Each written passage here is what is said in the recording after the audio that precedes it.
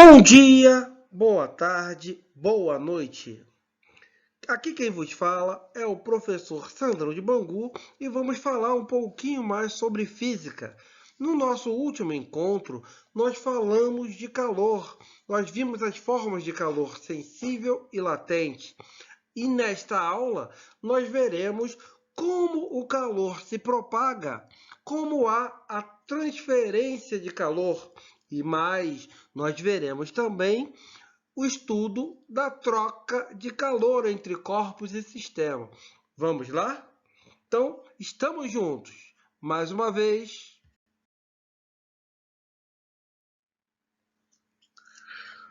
Nós já vimos que o calor é uma energia em trânsito, é uma energia em movimento. E ela passa de um corpo para outro devido à diferença de temperatura entre esses corpos. Então, o calor ele flui do corpo mais quente para o corpo mais frio, entre aspas, né? Então, o calor sempre vai fluir naturalmente do corpo de maior temperatura para o corpo de menor temperatura. E esse processo de transferência de calor, ele pode ocorrer de três formas distintas, que são elas: a condução, a convecção e a irradiação ou simplesmente radiação. Então, a partir de agora, nós veremos como ocorre cada processo de transmissão ou propagação de calor. Então, vamos começar o nosso estudo de propagação de calor. Vamos juntos! A primeira forma de propagação de calor que nós veremos é a propagação de calor por condução. O que é esse processo? É um processo de transferência de energia que se dá de molécula a molécula.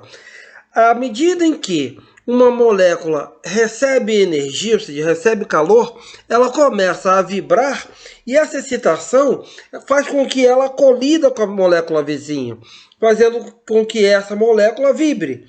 Então essa outra molécula vibrando, ela colide com a próxima vizinha, que colide com a molécula vizinha, que colide com a molécula vizinha, fazendo com que essa energia ela vá se propagando através das colisões e das transmissões de parte da energia dessas moléculas para as moléculas vizinhas.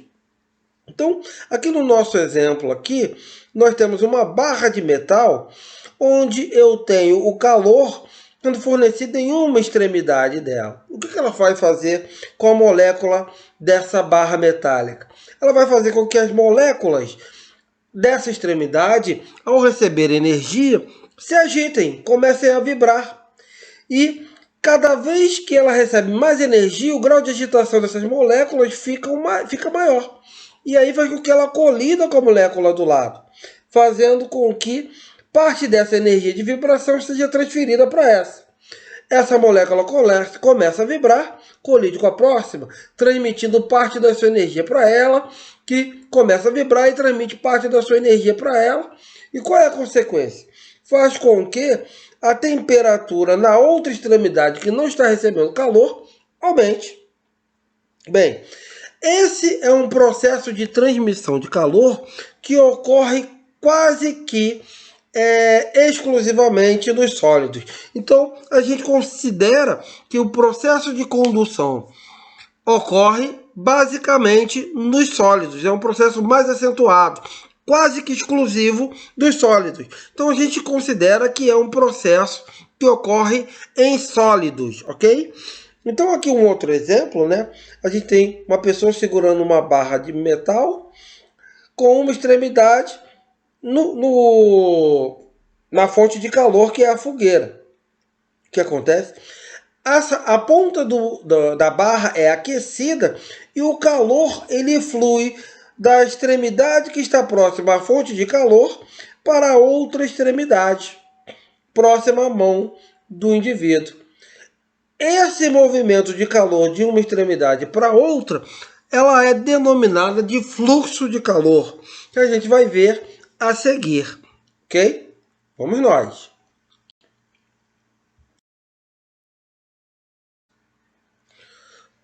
O que é o fluxo de calor?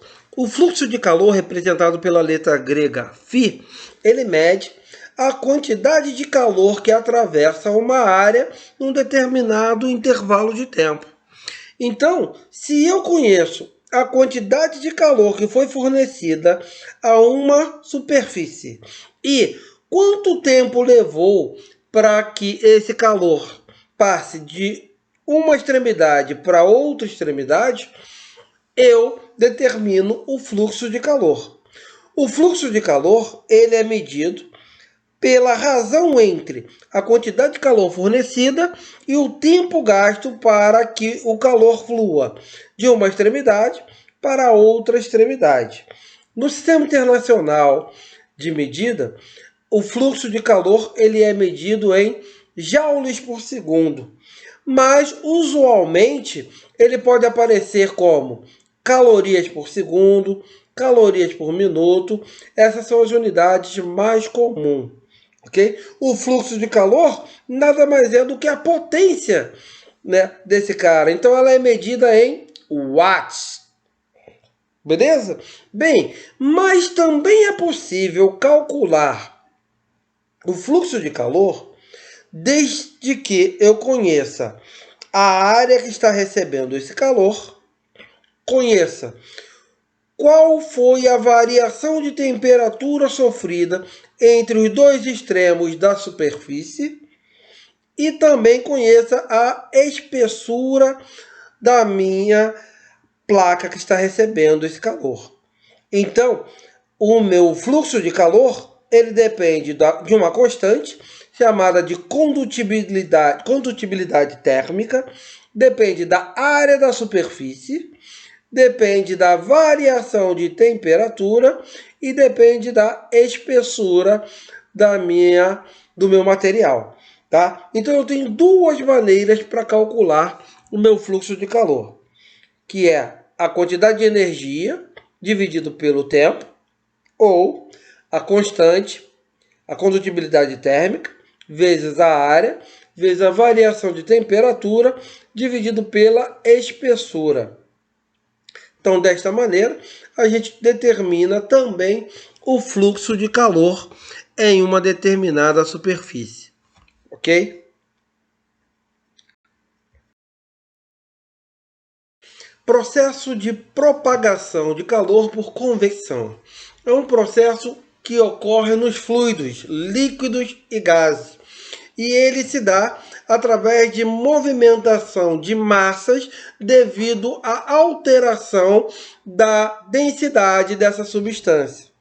Então, quando uma substância ela recebe calor, o que ocorre é que as densidades da mesma substância ela é alterada, fazendo com que parte dela fique mais densa ou menos densa, e isso faz com que ela suba ou desça dentro de um determinado sistema. Então, para a gente compreender melhor, vamos olhar aqui essa figura. Eu tenho aqui uma panela que contém água. Água em todos os pontos com a mesma temperatura inicialmente. Então, essa panela ela é levada ao fogo. O que acontece? A massa de água mais próxima da fonte de calor, ao receber essa energia, ela vai ficando menos densa. Menos densa, isso significa que ela fica mais leve. Então, essa massa menos densa, ela sobe empurrando a água das camadas superiores, está mais densa, ou seja, mais pesada, para baixo. Então, essa água mais fria, ao descer, ela entra em contato com a fonte de calor, se aquece, fica menos densa e sobe, empurrando a camada de cima para baixo, criando uma corrente chamada de corrente de convecção. Ela cria um ciclo, né? A água mais quente, que é menos densa, ou seja, mais leve, sobe, empurrando a água mais fria, que é mais pesada, mais densa, para baixo. E ela, ao descer, se aquece, fica menos densa, subindo, empurrando a camada de água mais fria para baixo, criando a chamada corrente de convecção. A mesma coisa acontece com o ar-condicionado. O ar-condicionado, Qual é a função dele? É resfriar o ar. Então, nas camadas superiores de um ambiente, por exemplo, num quarto, o que nós temos? Nas camadas superiores, nós temos o ar mais quente. O ar-condicionado, o que ele faz? Ele resfria esse ar quente da camada superior, fazendo com que ele fique mais denso, ou seja, mais pesado. Então, se ele fica mais pesado, ele desce. O que ele faz? Empurra a camada de ar frio que se localiza na região inferior para cima. Então, esse ar sobe, se resfria, fica mais denso e desce.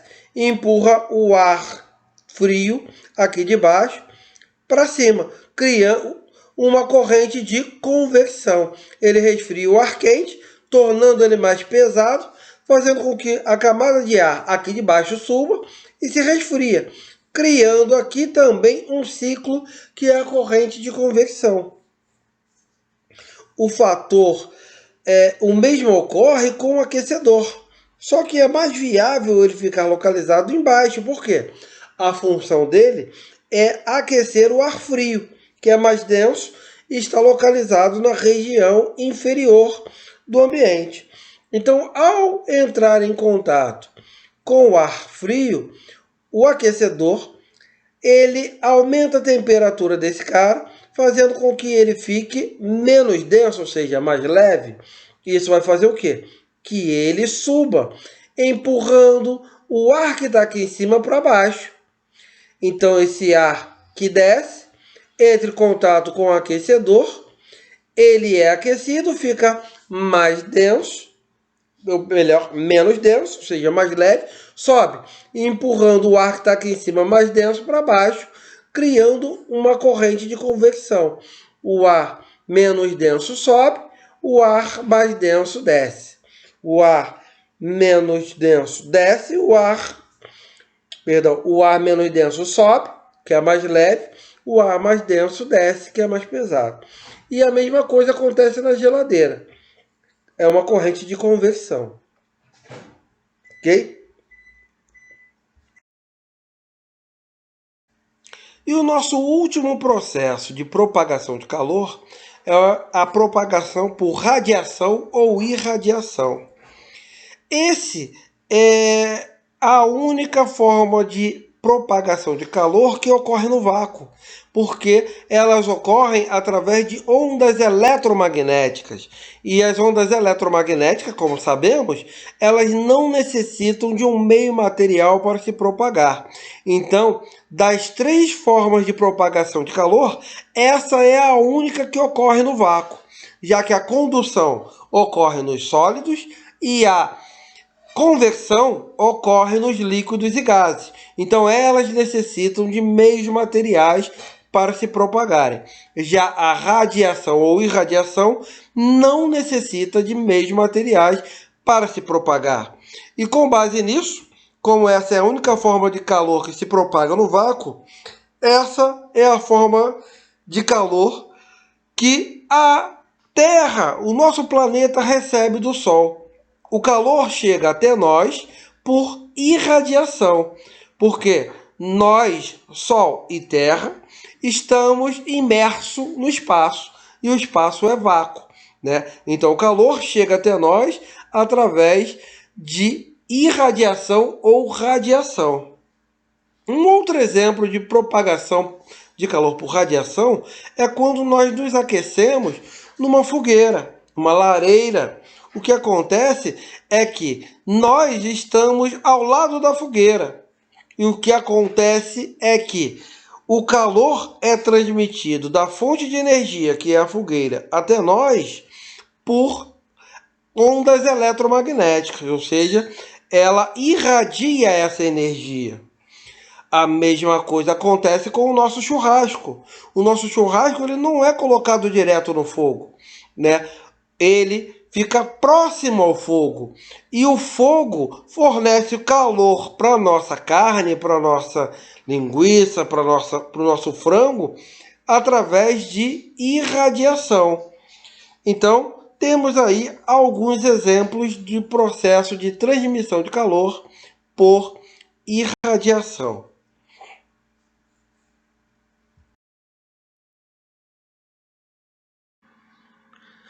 A construção de uma garrafa térmica ela é baseada nos processos de transmissão de calor.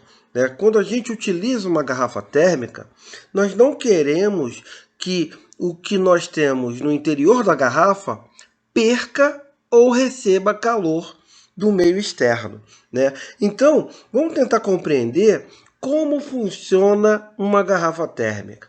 Então, aqui eu tenho uma ilustração de uma garrafa térmica. E do que ela é constituída? Uma garrafa térmica ela é constituída por um material isolante, né? E esse material isolante ela concentra uma garrafa de vidro composta por duas paredes, uma interna e outra externa. Entre essas paredes há vácuo. E essas paredes, elas são espelhadas tanto externamente como internamente. Então, na parte de dentro, ela é espelhada, e na parte de fora, ela também é espelhada. Então, aqui eu tenho uma ilustração que fala exatamente sobre isto, né? Então, aqui eu tenho as paredes, esse é o material isolante, e aqui as paredes da garrafa de vidro, onde eu tenho uma superfície espelhada internamente e uma superfície espelhada externamente. Entre essas duas paredes há vácuo. Então, nessa região aqui, há a presença de vácuo. E qual é o objetivo da presença do vácuo aqui? É impedir que o calor entre na garrafa ou saia dela por condução ou por convecção. Lembrando que esses dois processos de transmissão de calor, eles necessitam de meios materiais para se propagar. Então, como o vácuo é a ausência de matéria, eles não conseguem entrar ou sair da garrafa por falta de ausência de matéria. Então, o vácuo ele é utilizado para quê? Para impedir a troca de calor entre o que está dentro da garrafa e o que está fora por condução e por convecção. E agora, qual é o objetivo do espelhamento das paredes? As paredes elas são espelhadas para impedir que o calor entre ou saia da garrafa por irradiação. Então, quando eu tenho uma substância quente aqui dentro, por exemplo, café, ela irradia calor. E o que vai acontecer? Ao incidir nas paredes espelhadas, esse calor ele vai ser refletido e vai continuar aqui dentro, ele não vai sair. Então ele vai sendo refletido pela parede da nossa garrafa, não saindo dela, né? Evitando com que haja a troca de calor do que está dentro com o que está fora. A mesma coisa o calor que vem de fora. Então o calor que vem de fora, ele bate na superfície espelhada e vai ser refletido, evitando assim que o calor entre na garrafa por radiação, beleza?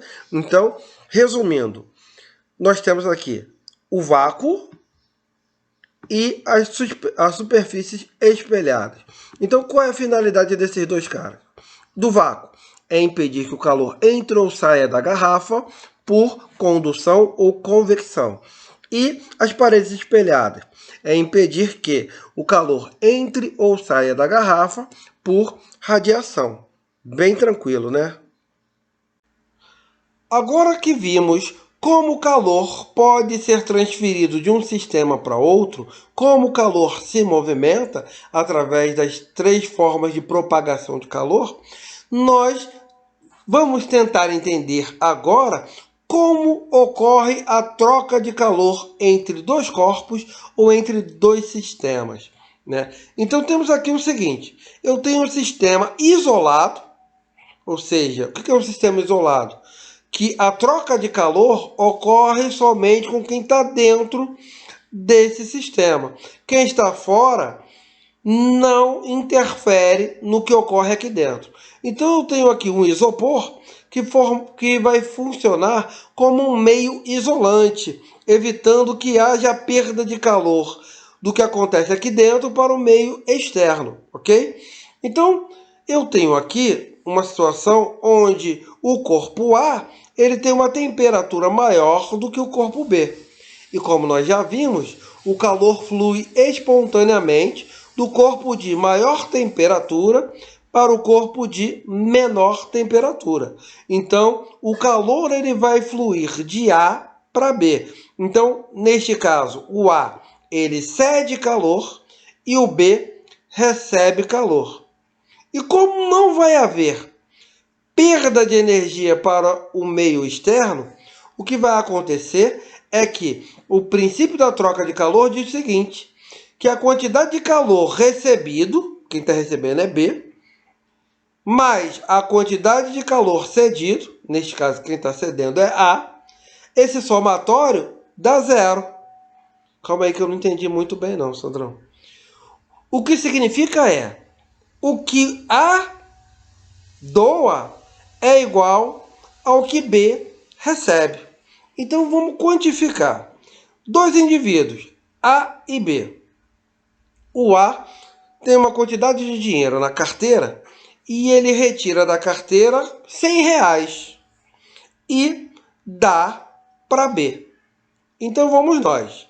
Matematicamente falando, qual foi a quantidade de dinheiro que o B ficou após ele receber esses R$ 100? Então B ele ficou com mais R$ 100. Não importa quanto ele tinha antes, mas ele ganhou R$ 100, então ele ficou com mais R$ 100. E o A? O A que cedeu, que doou esses R$ 100 para B, o quanto que ele ficou? Ele ficou com menos R$ 100. Então, o B ficou com mais R$ 100 e o A ficou com menos R$ 100. Então, quando eu somar o que foi recebido com o que foi cedido, essa soma vai dar zero. Como assim, Sandrão? Quem recebeu? B. Ele recebeu quanto? Mais R$ 100. E o B está com quanto? Menos R$ 100. Então, mais 100 menos 100, isso dá zero. Então, a quantidade de calor que o B recebeu, somado à quantidade de calor que o A cedeu, esse somatório tem que dar zero. Esse é o princípio da quantidade de calor. A quantidade de calor recebido é igual a menos a quantidade de calor cedido. Beleza? Tranquilo? Então vamos ver isso aí na prática. Como é que funciona e como é que a gente pode aplicar o princípio da troca de calor. Vamos ver.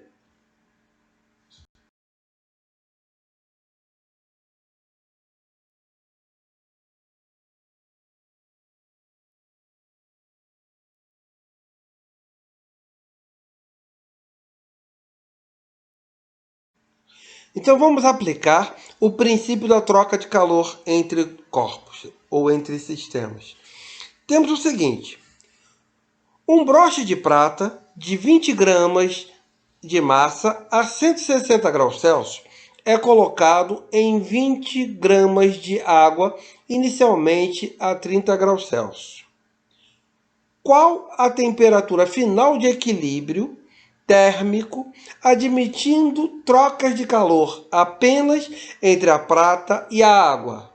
Dados: calor específico da prata, 0,56 calorias por gramas de graus Celsius, e calor específico da água, 1 caloria por gramas de graus Celsius. Primeira coisa que nós vamos fazer é destacar do problema as informações. O que nós temos? Ele me deu a massa do broche, a temperatura inicial do broche, a massa de água, a temperatura inicial da água, calor específico da prata, que é do broche, calor específico da água. E eu sei que o calor ele vai fluir do corpo de maior temperatura, que é o broche, para o corpo de menor temperatura. Então, quem vai ceder calor é o broche, quem vai receber calor é a água, beleza? E isso vai ocorrer até que haja o equilíbrio térmico. E quando ocorrer o equilíbrio térmico, tanto o broche quanto a água, eles vão possuir a mesma temperatura, que é a temperatura final, que é a temperatura de equilíbrio. Então, com base nisso, o que nós faremos? Bem, quantidade de calor que a água vai receber. Nesse problema não há mudança de estado físico, apenas variação de temperatura. Então, a quantidade de calor que ela vai receber é uma quantidade de calor sensível. E aí a gente vai usar o mc ΔT, massa da água, calor específico da água, variação de temperatura da água. O mesmo nós faremos para o broche. Não há mudança de estado físico para o broche. Então, a quantidade de calor que ele vai receber, ou melhor, que ele vai ceder, é a quantidade de calor sensível, né? Massa do broche, calor específico do broche, variação de temperatura do broche. E aí, o que nós temos? Que a quantidade de calor recebido mais a quantidade de calor cedido, isso tem que dar 0, né? Então, aqui é C recebido, aqui é B, né? Um B aqui. Recebido, isso tem que dar 0. Beleza pura. Quem recebe e quem cede? Nós vimos aqui que quem recebe calor é a água. Quem cede calor é o broche. Então vamos nós. Quantidade de calor recebida pela água mais a quantidade de calor cedida pelo broche, essa soma tem que dar 0. Então, vamos substituir isso aqui pelo que nós temos. Então, quantidade de calor da água, quem é? Massa da água, calor específico da água, variação de temperatura da água. Quantidade de calor específico do broche, que é essa aqui. O que nós temos? Massa do broche, calor específico do broche, variação de temperatura do broche. Esse somatório tem que dar 0. Beleza pura! O que nós temos então, meu povo? Bem, quem é variação de temperatura? A variação de temperatura é a temperatura final menos a temperatura inicial. Então, isso aqui vai virar temperatura final da água menos a temperatura final, perdão, temperatura inicial da água. O mesmo ocorre com o broche. Aqui, temperatura final do broche menos a temperatura inicial do broche. Então vamos para as substituições. Massa de água, 28. Calor específico da água, 1. Vezes temperatura final da água, é a temperatura de equilíbrio, TE, menos a temperatura inicial, que é de 30. Mais massa do broche, 20. Calor específico do broche, 0,56. E temperatura final do broche é a temperatura de equilíbrio, TE, menos temperatura inicial do broche, 160. Ok? Então, o que nós faremos é uma associação distributiva. Isso aqui vai dar 28, vai ser isso vezes isso, né? E isso vezes isso, e isso vezes isso, e isso vezes isso. Aqui. Então, o que eu tenho? 28 vezes TE menos 28 vezes menos 30, que vai dar 840. A mesma coisa. 20 vezes 0,056, isso vai dar 1,12. Então, eu tenho 1,12 vezes TE, que dá 1,12 TE, e 1,12 vezes 160. Isso vai dar menos 179,2. Então, o que nós vamos fazer? O que tem TE para um lado, o que não tem para o outro. Então, eu tenho 28 TE menos 1,12 TE igual a 179,2 mais 840. O que nós temos? 29,12 TE igual a 1019,2. Esse cara está multiplicando, passa para o outro lado, dividindo. Então a minha temperatura de equilíbrio vai ser 1019,2 dividido por 29,2. E aí eu vou obter uma temperatura de equilíbrio de 35 graus Celsius. Então, o que vai acontecer é que o broche vai ceder calor para a água, fazendo com que a sua temperatura baixe de 160 graus Celsius para 35 graus Celsius. E a água, ao receber calor do broche, vai ter a sua temperatura elevada de 30 graus Celsius para 35 graus Celsius, que é a temperatura de equilíbrio. Espero que vocês tenham compreendido, que vocês tenham gostado. Se gostaram, ative a notificação, dê um likezinho aí no canal e fiquem com Deus. Um grande abraço do Negão e até o próximo vídeo, se Deus permitir. Fiquem com Deus, meu povo. Beijo do Negão.